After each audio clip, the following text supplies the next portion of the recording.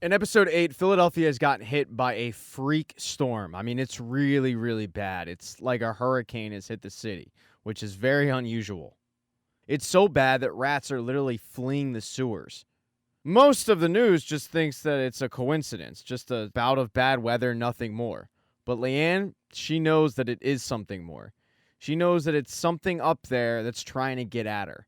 And she's not worried because she knows how powerful she is. What does scare Leanne is the fact that she's quickly losing support in the house.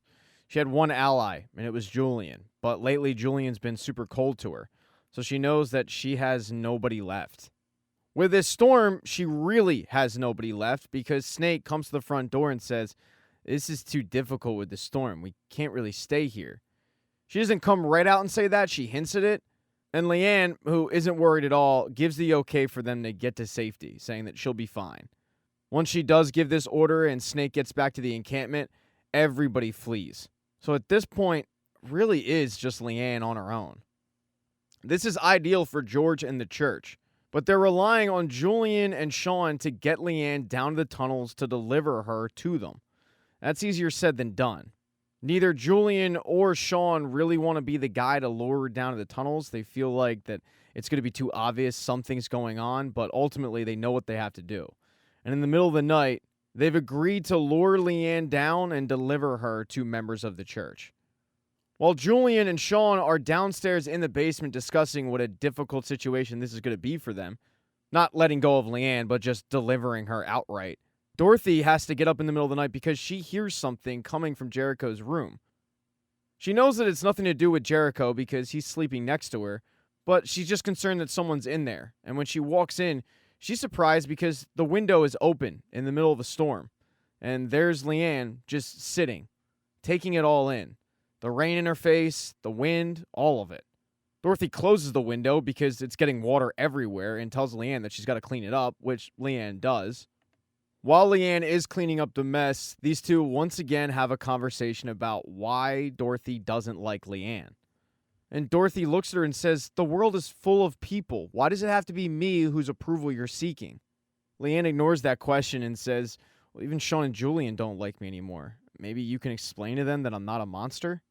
But Dorothy doesn't say a word to that, just fiddling with her back brace and saying that she's going to go readjust it in her bedroom. She doesn't, though. She decides to hop in the shower, and Leanne decides to go up to the attic. But just because Dorothy closed that window doesn't mean Leanne's about to not experience what's going on outside. She opens up the skylight and starts laughing in the face of God, yelling at him, "Is that all you've got?" That's when Julian comes upstairs and finds her in this state. He's done so to lure her downstairs, but he's also very concerned because it's very odd behavior. When he does finally get her down from the ladder, she says, "Don't you see, Julian? It's all for me. All of this. The storm, everything." Julian kind of ignores this and just asks Leanne to come downstairs, but after the way he's been treating her lately, she's pretty hesitant to do so. And that's when Julian grabs her and yells, "Sean, come on, quick." They don't mean to do it, but as they're carrying Leanne downstairs, they drop her. She hits her head. She's pretty dazed, but it does allow Julian and Sean to get her easily down into the tunnels. They put her in a wheelchair, tie her hands. It's pretty easy access for Uncle George. When they get down to the meeting point, it's not just George, though. It's two other members of the church, and they have a fire going. Julian's pretty concerned about why exactly they do have a fire going, and he wants to know who these other two people are, but Sean insists, "Don't even worry about it. It's not our business. Come on, let's go back upstairs." And the two do that. That is when things really take a turn. Because normally the church would try to go through the ceremony, but Uncle George doesn't try to do that. He tells Leanne that they've messed up trying to do that. It hasn't worked. They can't kill her. So what he tries to do is put the dagger into her hands and convince her that she needs to be the one to do it. She needs to be the one to set this family free. He's doing so in a very calm tone, a very convincing tone. It seems like he really is convincing her that ending her life on her own terms is the right move. But then he makes the mistake of saying, "God will forgive you all of your sins and your wickedness." And Leanne doesn't think that she has any wickedness.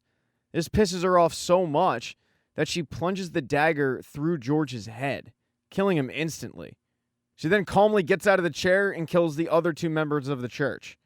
She finishes it all off, going through the ceremony and then lighting George's body on fire.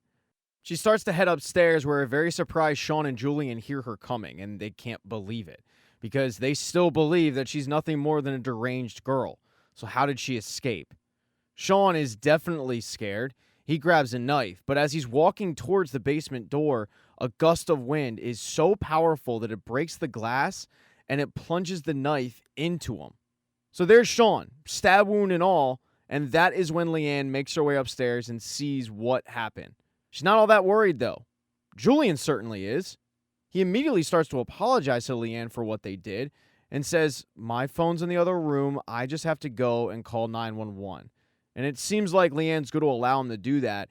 But when Julian walks by the basement door, which is open, she pushes him in. He hits his head. He's pretty delirious, and he falls into that pit, the same one that is reopened in the basement. Leanne then casually walks over to Sean, pulls the knife out of him, which is very painful, and calmly calls 911, saying, "We need 2 ambulances." Dorothy, who is upstairs, hears the commotion, and she's pretty concerned because she has no idea what is going on or what's happened with Sean. And when she asks Leanne what's going on down there, Leanne just says, "You should make sure Jericho's okay." A little while later, though, the paramedics show up. They put Julian in a gurney. They take him out. But as they're taking Sean out, Leanne whispers into his ear, "I am never allowing you back in this house again." And then he's taken away. Once everybody's gone, Leanne heads upstairs to find Dorothy sitting on the step, and she asks Leanne, "What did you do?" But Leanne, in a very sly tone, says, "I didn't do anything, Mrs. Turner. It was an accident. You know how accidents can happen. I guess it's just me and you now." And that is a terrifying situation for Dorothy. Thank you so much for checking out this recap. Please consider subscribing to the channel and subscribing to my Patreon. Hit thumbs up if you liked it. Smash that thumbs down button if you thought it sucked. If you left a comment, I don't get back to you. I usually don't check the comments unless they're like a super comment. Also, if you don't see the next video up on the end screen, not to worry. It'll be up in a day or two.